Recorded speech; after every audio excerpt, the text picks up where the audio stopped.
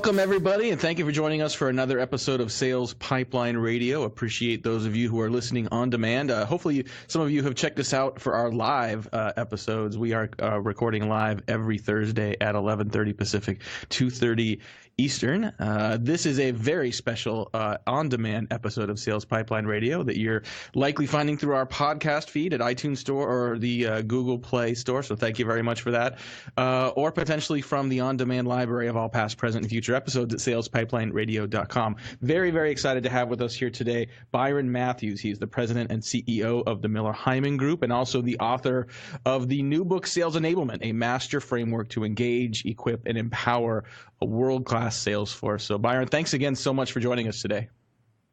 Matt, I appreciate it. Thank you. So, talk a little bit about you've with your role at Miller Heiman, obviously you've seen quite the evolution of what's happening in sales and really the rise in sales and enablement as a function. I feel like even just 4 years ago or so, like the term barely existed, and now all of a sudden, right. We're seeing like you guys have shared some information on that. Companies are investing at a rate of 26% more on last year. 59% of organizations now have a sales enablement function, but there's still a gap there, right? There's still, even though we're seeing a rise in the understanding and even formality of sales enablement, we're still seeing a gap between that and actually generating results. Talk a little bit about what you're seeing on that front today. Yeah, so you're absolutely right. It's by far the fastest growing trend, I would say, in the world of selling is this emergence of sales enablement, and it's really trying to get after the gap between performance and really, buyers getting better at buying much faster than sellers are getting better at selling. And that gap's increasing, and sales enablement is really what's trying to fill that. But a couple of things. One is it's happened so fast. As you said, 60% of organizations have it. Just a couple of years, that was in half. But it's happened so fast that it's been a bit haphazard. There really hasn't been a lot of structure around what is enablement, how to really do it well, how to get value out of it, how to drive value inside the sales organization. People are just kind of throwing things at it. There's been a common thread of, services that they go after and kind of how they organize themselves. But at the end of the day, what we're seeing is because it's harder to sell today, because buyers have changed so quickly, and traditional selling models are still trying to kind of penetrate and work against that changing buyer model. It's gotten harder. So to me, when I think about the greatest sales enablement the greatest sales enablement functions, what they do really, really well is they're kind of, again, transforming that traditional sales model, outside sales model, to what we consider kind of the new generation. And that new generation, the biggest difference is how they engage buyers.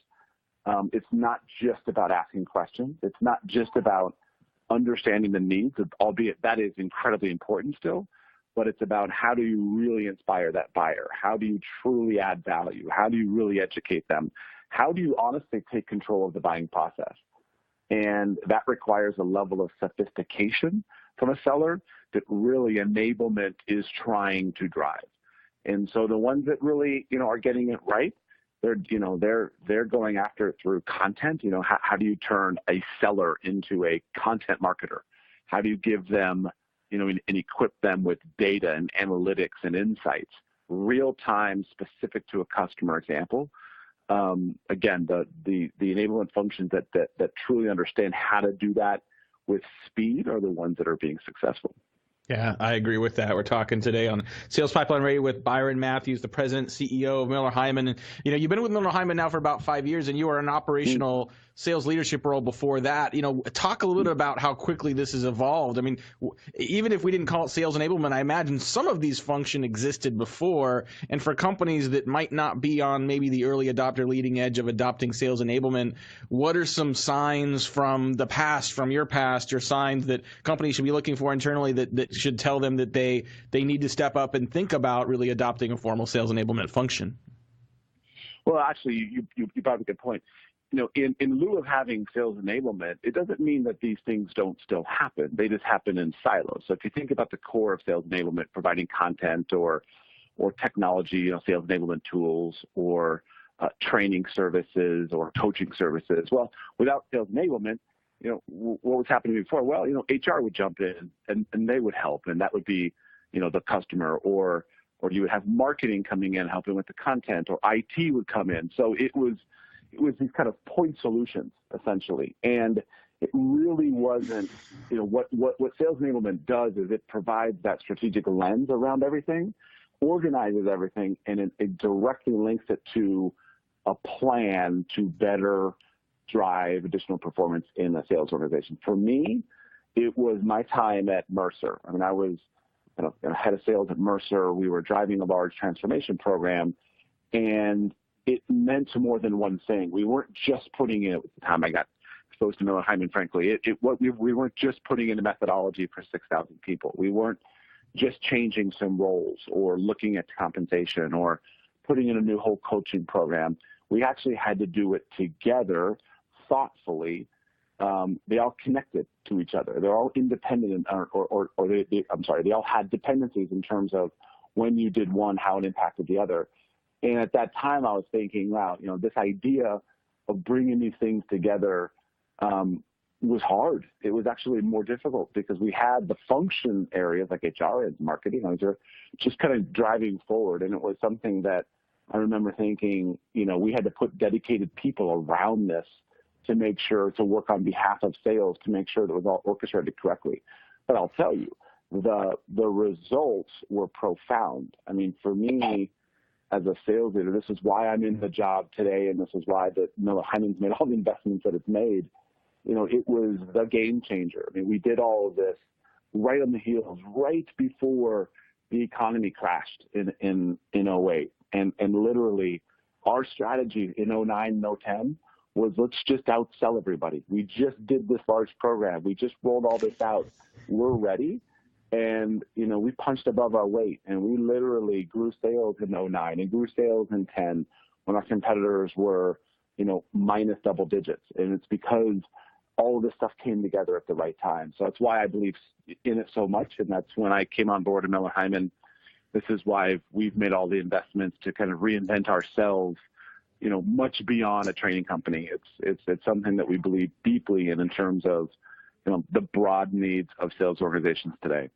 Well, and you gave some good examples of why sales enablement really is very different than other functions. I mean, it's difficult to say, it's a sales function or it's a marketing function. It's not a slam dunk where its own. I mean, I think sales enablement is when executed well, it's very cross-functional. It requires a level of orchestration across different elements. Talk about how companies do that best. I mean, who should be the champion, or maybe some organizations, is there a opportunity for someone in the organization to benefit the perception of their organization by stepping up and doing this? But then how do you manage that effectively in a cross-functional way? Yeah, it's an excellent point, and you've really touched on an important aspect of what makes some of these initiatives and organizations work well and when it doesn't. We dedicate a whole chapter around even the collaboration component of sales enablement. That alone is so important. So yes, it's cross-functional. It's the only way this works. If you think about sales organization as the client of HR or marketing or IT, all its different, functional areas that they need. Sales enablement, again, is the wrapper around it. It really works best when it lives inside of sales. It does not work best when it lives inside of sales operations. It's different than sales operations. It's not about comp, territory design, or implementing the tools. This is the strategy. This is I understand exactly where the needs are of our buyers, how they're evolving, how they're changing, how that works. And then I deeply, deeply understand the capabilities of our sales team, and I am dedicated to solve that gap. And it starts with, and again, some of this is going to sound very traditional, but when companies overlook it, they fail. It starts with understanding and defining my charter, being very clear to everyone in the organization, this is what this gap is, and this is how we are dedicated in solving it. And from there, I need your help from an IT standpoint. I need your help from a marketing standpoint. I need your help from a HR, whatever it might be. And a roadmap is put in place where very specific needs are addressed at the exact right time that is incredibly transparent. So the best companies will put a steering committee around this. They'll talk about this charter. They'll talk about the roadmap. They'll have metrics around sales performance tied to each one of those milestones. And so everyone understands how they help and when they help. And there's full transparency around the results along the way. It's actually, again, it sounds very kind of not pedestrian, but that makes a lot of sense.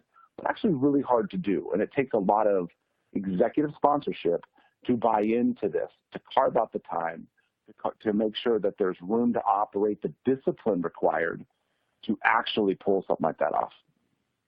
So let's talk a little bit about the book. I mean, over the last couple of years, we've seen quite a bit of content come out, sort of really trying to describe and sort of help create a blueprint for companies to really take advantage of sales enablement. This may be the first time I've seen a full-sized, a full-fledged book created. Your new book, Sales Enablement, a master framework to engage, equip, and empower a world-class sales force. Talk a little about where this book came to be, how you guys decided to write a book, and how this is different from a lot of the other literature out there on sales enablement. Yeah, thanks for asking. I mean, honestly, it started with 2 years of research. So this was something that we didn't take lightly. It was like, oh, there's a trend. Let's throw a book out. That's actually not what happened. We felt the trend 2 years ago and started doing an annual kind of research study dedicated around sales enablement. So we researched 300 companies and really understood who has enablement, who doesn't. What, when they do they outperform the others? Yes, they do. Okay, this is actually now really important. What do they do? How do they do it? When does it work? When does it not? And so we learned all of this kind of after the first year. And then before we even jumped into writing, we said, okay, we need another year of this to really understand, are there anomalies? Are there things like what can we declare as best practice and feel really good about that, backed by a couple years worth of research. So then we did the next year, which was last year's research. So 16 and 17. And then when 17 results even empowered the initial 16 results, we knew we were onto something big here. And again, we frenetically could have thrown something together in the beginning of 16, but just didn't feel right about it. But when we started actually putting pen to paper last year, we just really, really have confidence now about what good looks like, or frankly, what great looks like as it relates to what are the services that really power sales enablement. Because again, when we looked at these companies, there really is lots of people do things very differently. Like some have brought compensation inside of sales enablement. Well, when we really double click on that, that's honestly a best practice for sales operations, not enablement. So we really feel confident now about what is and defines sales enablement in terms of success, how to organize it. Like I said, dedicating a chapter just around collaboration and how to, work within a cross-functional team, putting templates in place. We harvested the best of what we thought organizations did in terms of tools and templates and kind of provide all that stuff as part of our package in the book. It just took some time, but again, something we feel really proud to stand behind. Love it. So book coming out in May. We will have links to pre-order that book in the notes for this episode, but definitely check that out. Sales Enablement by our guest today, Byron Matthews. I mean, we're still clearly early in the adoption and maturation of sales enablement, but we are far along. I think we're already seeing, we're seeing success stories, but we're also seeing some missteps when it comes to companies executing sales enablement. What are some of the common reasons why people stumble out of the gate or stumble in executing sales enablement programs that our listeners can maybe watch for and try to avoid? Yeah, I mean, there's some common sense stuff, but not always common practice. So I'm going to say some things that you're like, okay, it makes sense, but then people just don't do it. So here's examples. I kind of alluded to this before. When it's very frenetic, when people hire a sales enablement director or someone responsible for sales enablement with maybe a few resources around it, but with no clear charter, with no clear path, it just says, it's almost like the old kind of sales effectiveness roles that lived out there, where it was just make us better, or we just need to improve sales. It goes back to the fundamentals that are missed up in the beginning, which is sales enablement teams have to be so passionate and so dedicated to learn two very, very important things. One, what are the real and honest buying processes today? How do our buyers behave today? What is unique about them? How, what are some of the common threads? What are the needs that they have? And then second, what truly are the capabilities of my sales organization? And understanding that gap is everything. That provides the roadmap necessary to then define and declare the role. And once people, human beings that actually are in these roles can do that well, it's gold, because they can now walk into any room, any executive, and talk about how to get to greatness and what the gaps are and what's preventing us from breaking through whatever it might be. Or even if they're in growth mode where they're doing really well, it's here's how we can get to the next gear. And so without that understanding, they oftentimes fail. They jump way too tactical, way too soon. And that's probably the biggest issue that I see in terms of some of the effectiveness that kind of lost their way in terms of a real powerful story and purpose. And then again, I would argue there's a bit of a courage aspect to it. Corporate courage sometimes gets in the way, in the sense where the ones that even do kind of figure out what's going on, you got to take the courage to drive change. I mean, sales organizations must be agile today. That's a fact. Buyers are incredibly innovative. They're moving fast. They're changing quickly. Now, I get it. It's easy for them to change. It's harder for sales organizations to change. That's a big decision to make. The reality is, because buyers have innovated much faster, they have much more data in their hands. They're able to make decisions quicker. They're able to shut out salespeople much further along than they used to. The truth is that this sales organization, they need to change fast too. And so sales enablement is empowered to do that. When they don't do that, when they're way too tactical, I think they oftentimes miss it. Wrapping up here with Byron Matthews, President and CEO of Miller Heiman. Definitely check out his new book, Sales Enablement. It's coming out in May. Last question I want to ask you, we ask a lot of our guests, is, as you've kind of grown in your sales and leadership career, who are some of the people that you learn the most from? They can be authors, speakers, they can be dead or alive. Who are some of the biggest inspirations that have in your career and growth that you'd recommend other people checking out as well? Well, honestly, for me, it's the thing that surprised you, but Bob Miller was quite inspirational in terms of, I've had a chance to. When I became CEO, he was still kind of connected to our business, but he would go to some of our client events and he really, if you think about solution selling as a concept, needs-based selling, consultative selling, I'd argue he was the pioneer of that. And so he was somebody that I really just enjoyed listening to and learning from. Other than that, I'll tell you, obviously, Neil Rackham was a big chance to get to know him a bit in terms of just the pure science. I think he was one of the pioneers of just really putting science inside of sales in a very, very early on when 95% of everybody made that up, but arguably vast majority of everybody believed sales was just an art. And then the people that you don't know, that just, to me, great sellers, when you really get to know somebody who's just an amazing seller, you can learn so much from them in terms of how they process things and how they think. And I've got a long list of those folks. Awesome. All right. So I said that was the last question. I do have one more question. Cubs or Sox? Yeah. Cubs, for sure. All right. That's good. Yeah. No, that's the right answer. That's totally fine. Okay, I guess my follow-up would be like, what's wrong with the Cubs? It's mid-April, and maybe it's just cold, and this looked like last year. But as a Cubs fan myself, I'm a little worried. They're still stuck in the winter. It's too cold here. Once it turns warm and they feel like it's baseball season, they'll kick it in. Yeah, I would agree. I think, it's still Bears weather in Chicago right now. I think I saw the wind chill is like 20 Exactly. degrees, and that's not conducive for hitting or catching or any kind of the regular baseball activity. So it'll No, get better. The sir. weather's going to warm up. Wrigley's going to be beautiful. The Cubs are going to win, and we're going to sing "Go Cubs Go" a lot more this summer. But until we do, thank you so much again to our guest for joining us today, Byron Matthews, CEO, President of Miller Heiman. Thank you, everyone, for joining us on this special episode of Sales Pipeline Radio. Make sure you check out his new book, Sales Enablement. Check that out on Amazon. We'll put a link in the notes for this podcast. And we'll look forward to seeing you again on a future episode of Sales Pipeline Radio.